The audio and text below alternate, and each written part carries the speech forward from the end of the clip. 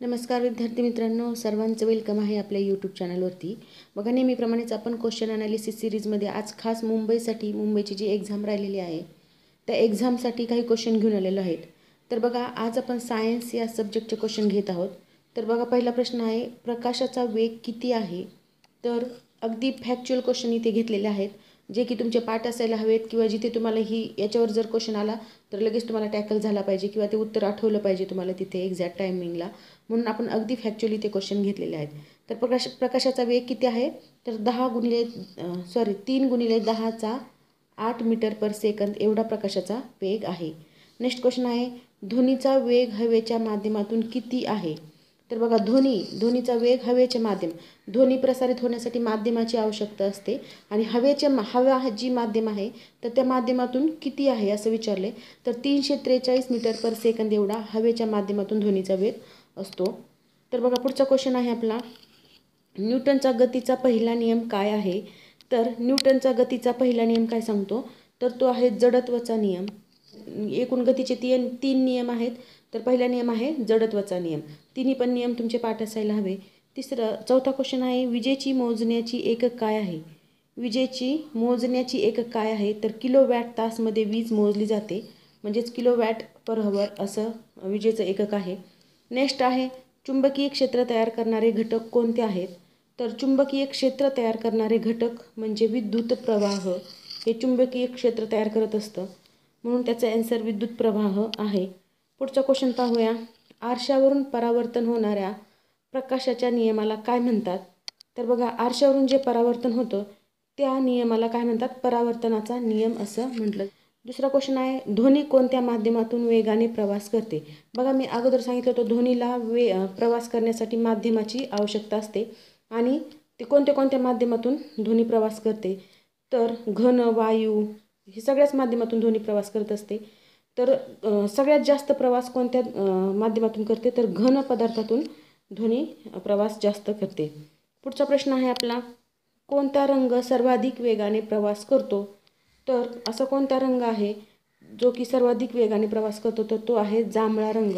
तर पुढचा प्रश्न पहा, विद्युत प्रतिरोध मोजण्याचे एकक काय आहे? तर विद्युत प्रतिरोध मोजण्याचे एकक आहे ओहम, म्हणजे आपला आन्सर आहे ओहम. नेक्स्ट क्वेश्चन आहे, घर्षणामुळे उष्णता तयार होते का? तर घर्षणामुळे उष्णता तयार होते का, असा हा प्रश्न आहे. त्याचं उत्तर काय असायला हवं? होय. पुढचा क्वेश्चन पाहूया, पाण्याचं रासायनिक सूत्र काय आहे? तर पाण्याचं रासायनिक सूत्र काय आहे? तर H2O हे पाण्याचं रासायनिक सूत्र आहे. नेक्स्ट क्वेश्चन आहे, हवेत सर्वाधिक प्रमाणात कोणता वायू असतो? तर हवेत सर्वाधिक प्रमाणात नायट्रोजन हा वायू असतो आणि किती पर्सेंटेज असतो? तर 78% हे त्याचं प्रमाण आहे नायट्रोजनचं आणि सर्वाधिक प्रमाणात तोच असतो. नेक्स्ट क्वेश्चन आहे, सोने विरघळविण्यासाठी कोणते ॲसिड वापरतात? तर बघा, सोन्याला वितळवणारा ॲसिड कोणता आहे? तर ते आहे ॲक्वा रेजिया नावाचं जे ॲसिड आहे, त्यामुळे काय होतं? सोनं वितळतं, म्हणजे सोनार ह्याचा वापर करतात बघा दागिने घडवण्यासाठी. पुढचा क्वेश्चन आहे आपला, नायट्रिक ॲसिडचे रासायनिक सूत्र काय आहे? तर नायट्रिक ॲसिडचे रासायनिक सूत्र आहे HNO3. नेक्स्ट क्वेश्चन आहे, साखरेचा प्रकार कोणता आहे? तर जी आपण साखर खातो त्याचा प्रकार कोणता आहे? कार्बोहायड्रेट. नेक्स्ट क्वेश्चन आहे, अम्ल आणि क्षारांच्या मिश्रणाला काय म्हणतात? तर अम्ल म्हणजे ॲसिड आणि क्षार याच्या मिश्रणाला काय म्हणतात? तर मीठ म्हणतात.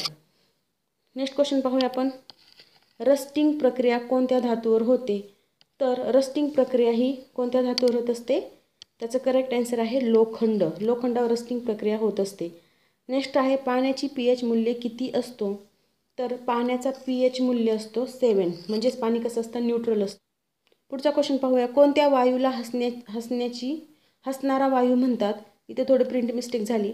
तर कोणत्या वायूला हसणारा वायू म्हणतात? तर ते आहे नायट्रस ऑक्साईड म्हणजे N2O, याला हसणारा वायू असं म्हणतात. हायड्रोजनचा शोध कोणी लावला? तर हायड्रोजनचा शोध हेनरी कॅव्हेंडिशने लावलेला आहे. नेक्स्ट क्वेश्चन आहे, मानवाचे हृदय एका मिनिटात किती वेळा ठोके देते? तर बघा, मानवी हृदय जे आहे ते आपलं, तर हे एका वेळात 72 वेळा ठोके देत असतं. पुढचा क्वेश्चन पाहूया, रक्तगट किती प्रकारचे असतात? तर बघा, रक्तगट सर्वांनाच माहीत असतील. किती प्रकारचे असतात एकूण? तर ते असतात 4 प्रकारचे. एकूण 4 प्रकारचे असतात. आणि कोणते? A असतो, B, ए, बी आणि ओ. पुढचा क्वेश्चन आहे मानवी शरीरातील सर्वात मोठा अवयव कोणता आहे? तर मानवी शरीरातील सर्वात मोठा अवयव आहे यकृत. पुढचा क्वेश्चन पाहूया, हाडांचे म्हणजे बोन्स मुख्य घटक कोणते आहेत? तर हाडांमध्ये मुख्यतः काय असतं? तर कॅल्शियम असतं, जे कॅल्शियमपासूनच आपले हाडं बनलेली असतात. नेक्स्ट क्वेश्चन आहे, डोळ्याच्या रंगासाठी कोणता रंगद्रव्य जबाबदार असतो? तर डोळ्याच्या रंगासाठी बघा, आपले डोळे प्रत्येकाचे वेगवेगळे असतात. काहींचे ब्राऊन असतात, काहींचे गारे असतात, काहींचे ब्लॅक असतात. तर हे जे रंग आहेत तर हे कशामुळे येतात डोळ्याला? तर ते तर मेलॅनिनमुळं. पुढचा प्रश्न आहे, पचनक्रियेमध्ये कोणता एन्झाईम महत्त्वाचा असतो? तर पचनक्रियेमध्ये एमायलेज जो आहे तो एमायलेज हा महत्त्वाचा एन्झाईम आहे. नेक्स्ट क्वेश्चन पाहूया, वनस्पती कार्बन डायऑक्साईडचे रूपांतर कोणत्या प्रक्रियेत करतात? तर वनस्पती कार्बन डायऑक्साईडचे रूपांतर प्रकाश संश्लेषण या प्रक्रियेत करत असतात. नेक्स्ट क्वेश्चन आहे, रक्तातील ऑक्सिजन वाहून नेणारे घटक कोणते आहेत? तर रक्तातील ऑक्सिजन वाहून नेण्याचं काम हिमोग्लोबिन करत असते. त्यालाच आपण HB असं म्हणतो. हिमोग्लोबिन हे अशा प्रकारे कार्य करत असते. पुढचा क्वेश्चन आहे, मानवी शरीरात किती हाडे असतात? तर मानवी शरीरात एकूण किती हाडे असतात? तर 206 हाडे असतात. आणि हाच क्वेश्चन 1 डिसेंबर म्हणजे परवाच्या राज्यसेवेमध्ये पण हा क्वेश्चन विचारलेला होता. मानवी शरीरात एकूण किती हाडे असतात? तर 6. आणि बऱ्याच जणांचा तो क्वेश्चन चुकलेला आहे, कारण अगदी सोप्या सोप्या गोष्टी आपल्या हातातून कधी निसटून जातात. पेपरचे जे प्रेशर असतं त्या प्रेशरखाली अशा प्रकारचे फॅक्च्युअल गोष्टी आपल्याकडून निसटून जातात. त्यामुळे फॅक्च्युअल गोष्टी तुमच्या पाठच असणं गरजेचं असतं. तर बघा, पुढचा प्रश्न पाहूया, पृथ्वी सूर्याभोवती पूर्ण फेरफटका मारण्यासाठी किती वेळ घेते? तर पृथ्वी सूर्याभोवती पूर्ण फेरफटका मारण्यासाठी किती वेळ घेत असते? तर 365 दिवस घेत असते. बघा, हा जो सूर्य आहे तर या सूर्याभोवती जे सगळे ग्रह आहेत 8, तर ते 8 ग्रह फेऱ्या मारत असतात. म्हणजे अशा प्रकारे तर आपली जी पृथ्वी आहे इथं सुरुवातीचा ग्रह कोणता आहे? बुध आहे. बुध, नंतर आहे शुक्र, नंतर आहे पृथ्वी. आणि ही पृथ्वी अशा प्रकारे फेऱ्या मारण्यासाठी पूर्ण तिला किती दिवस लागतात? तर 365 दिवस लागतात. पुढचा प्रश्न पहा, ओझोन थराचा मुख्य घटक कोणता आहे? तर ओझोन थराचा मुख्य घटक आहे O3. नेक्स्ट क्वेश्चन पाहूया आपण, हरित वायूपैकी प्रमुख वायू कोणता आहे? तर हरित वायूपैकी प्रमुख वायू आहे कार्बन डायऑक्साईड, म्हणजेच आपलं आन्सर आहे कार्बन डायऑक्साईड. नेक्स्ट क्वेश्चन आहे, मानवी क्रियेमुळे होणाऱ्या ग्लोबल वॉर्मिंगचा मुख्य कारण काय आहे? तर बघा, मानवी क्रियेमुळे ग्लोबल वॉर्मिंगवर खूप परिणाम होत आहे. तर काय आहे मुख्य कारण? तर ते आहे प्रदूषण. प्रदूषणामुळे ग्लोबल वॉर्मिंगचा परिणाम दिसून येत आहे. बघा, सध्याचं जे आपले ऋतू पण आपल्याला कधी कधी चेंज झाल्यासारखे वाटतात. उष्णता खूप वाढलेली आहे, पाऊस कमी पडत आहे. आणि ह्या सगळ्या गोष्टीवर कशाचा परिणाम होतो? तर प्रदूषणामुळे अशा प्रकारे ग्लोबल वॉर्मिंगचा परिणाम होत आहे. पुढचा क्वेश्चन पाहूया, पृथ्वीचा 71% भाग कशाने झाकलेला आहे? तर पृथ्वीचा 71% भाग पाण्याने व्यापलेला आहे. पृथ्वी गोल जर तुम्ही पाहिला तर त्यामध्ये आपल्याला डायरेक्टली दिसून येतं की जमिनीचा भाग किती टक्के आहे आणि पाण्याचा भाग किती टक्के आहे. तर टोटल किती आहे? 71% भाग हा पाण्याने व्यापलेला आहे. प्रश्न सोपे जरी वाटत असले तरी खूप महत्त्वाचे प्रश्न आहेत हे, कारण मी आत्ताच तुम्हाला सांगितलं 1 डिसेंबरची जी राज्यसेवा झाली परवाची, त्या एक्झाममध्ये किती सोपा प्रश्न आलेला होता आणि तो बऱ्याच जणांचा चुकलेला पण आहे. नेक्स्ट क्वेश्चन आहे, चंद्रावर पाय ठेवणारे पहिले मानव कोण होते? तर चंद्रावर पाय ठेवणारा पहिला मानव कोण होता? तर तो होता नील आर्मस्ट्रॉंग. नेक्स्ट क्वेश्चन आहे, इस्रोचे मुख्यालय कोठे आहे? तर इस्रोचे मुख्यालय आहे बेंगळुरूला. पुढचा प्रश्न पाहूया आपण, GPS चा पूर्ण अर्थ काय आहे? तर बघा, GPS चा पूर्ण अर्थ काय होतो किंवा त्याचा लॉंग फॉर्म काय आहे? तर ग्लोबल पोझिशनिंग सिस्टीम ही त्याचा लॉंग फॉर्म आहे. हा लक्षात असू द्या किंवा तुमचा पाठ असायला हरकत नाही, कारण असे प्रश्न खूपदा येतात एक्झाममध्ये. नेक्स्ट क्वेश्चन आहे, भारताचे पहिले उपग्रहाचे नाव काय आहे? तर बघा, हा पण कंबाईनला पण खूपदा येऊन गेलेला आहे, राज्यसेवेला पण हा प्रश्न येऊन गेलेला आहे. म्हणजे तुम्ही असं समजायची गरज नाही आपण फक्त पोलीस भरतीची तयारी करतोय म्हणजे खूपच काहीतरी वेगळं करतोय. तर GKमध्ये काय असतं किंवा GSमध्ये काय असतं, हेच क्वेश्चन रिपीट होत असतात. सगळ्या एक्झाममध्ये हे क्वेश्चन फिरून फिरून येत असतात. त्यामुळे काही फॅक्च्युअल जे क्वेश्चन असतात ते आपल्याला येणं गरजेचंच असतं. त्यामुळे आपण इथे आज अशा प्रकारे क्वेश्चन घेतलेले आहेत. तर भारताच्या पहिल्या उपग्रहाचं नाव काय? आर्यभट्ट हा उपग्रह भारताचा पहिला उपग्रह आहे. पुढचा क्वेश्चन पाहूया, चंद्रापासून पृथ्वीचे अंतर साधारणतः किती आहे? तर बघा, चंद्रापासून पृथ्वीचे अंतर म्हणजे पृथ्वी जो ग्रह आहे त्याचा उपग्रह कोणता आहे? चंद्र आहे. आणि चंद्राचं अंतर किती आहे आपल्या पृथ्वीपासून? तर ते आहे 3,84,400 किलोमीटर एवढं. नेक्स्ट क्वेश्चन पहा, वीज निर्माण करण्यासाठी कोणता ऊर्जा स्रोत सर्वाधिक वापरला जातो? तर वीज निर्माण करण्यासाठी सर्वाधिक ऊर्जा स्रोत वापरला जातो तो म्हणजे कोळसा. नेक्स्ट क्वेश्चन आहे,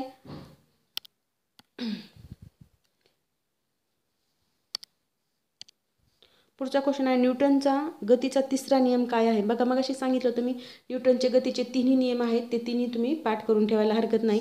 तर पहिला आपण जडत्वाचा पाहिला होता, आता यांनी कितवा विचारला आहे? तर तिसरा विचारला आहे. तर तिसरा कोणता आहे? प्रत्येक क्रियेला समान आणि विरुद्ध प्रतिक्रिया असतात, म्हणजे क्रिया प्रतिक्रियाचा जो नियम आहे तो हा तिसरा नियम आहे. तर अशा प्रकारे तिन्ही नियम तुमचे पाठ असणं गरजेचं आहे. नेक्स्ट क्वेश्चन आहे, दाब मोजण्यासाठी कोणते साधन वापरले जाते? तर दाब म्हणजेच प्रेशर मोजण्यासाठी कोणतं साधन वापरलं जातं? तर बॅरोमीटर हे साधन वापरलं जातं. नेक्स्ट क्वेश्चन आहे, विजेचा प्रवाह मोजण्याचे एकक काय आहे?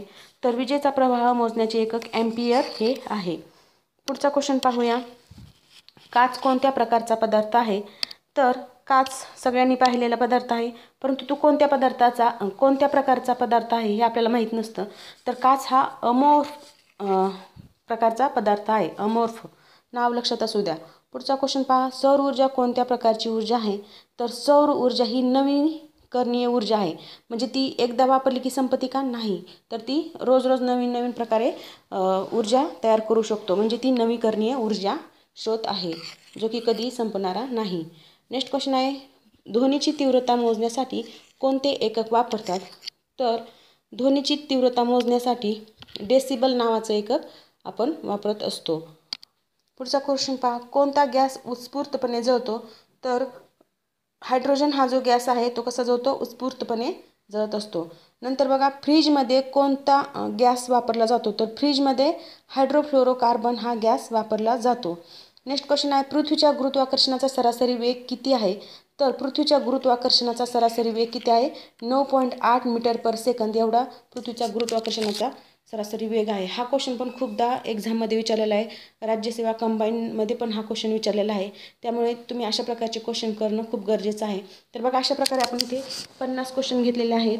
तर हे क्वेश्चन कसे वाटले, हा व्हिडिओ कसा वाटला ते नक्की कमेंट बॉक्समध्ये कळवा. आणि अशाच प्रकारचे फॅक्च्युअल क्वेश्चन पाहण्यासाठी किंवा क्वेश्चन पेपरचा ॲनालिसिस सिरीज कंटिन्यू पाहण्यासाठी आपल्या चॅनलला लाईक, शेअर आणि सबस्क्राईब करायला विसरू नका. Thank you very much.